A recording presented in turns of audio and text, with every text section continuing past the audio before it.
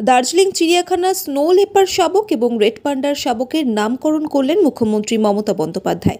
চিড়িয়াখানায় জন্ম নেওয়া শাবকদের নামের জন্য জু অথরিটি অফ চিড়িয়াখানার কর্তৃপক্ষের তরফে মুখ্যমন্ত্রীকে আবেদন জানানো হয়েছিল। চিড়িয়াখানার সামনে দিয়ে যাওয়ার সময় বিষয়টি মনে পড়ে মুখ্যমন্ত্রীর। আর চিড়িয়াখানার সামনে দাঁড়িয়ে চিড়িয়াখানার কর্তৃপক্ষ এবং বন দপ্তরের সঙ্গে কথা বলেন, আর সেই কথায় কথায় উঠে আসে নামকরণের প্রসঙ্গ। সময় না নিয়েই মুখ্যমন্ত্রী দুটো স্নো লেপার এবং 4টে রেড পান্ডার শাবকদের নামকরণ করে ফেলেন।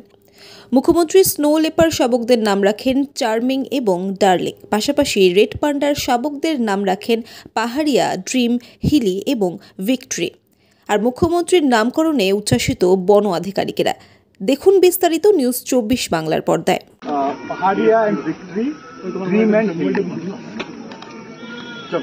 Thank you.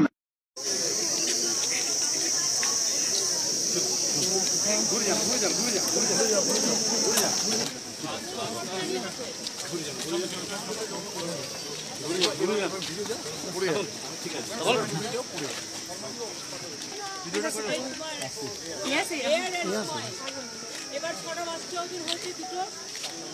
আপনি আপ বল দিজি। স্নো লেপারের নাম চার্মিং এন্ড ডার্লিং, ম্যাডাম দিয়েছেন। তোমার মোবাইলটা তোমার মোবাইলটা পিছনে চল চল।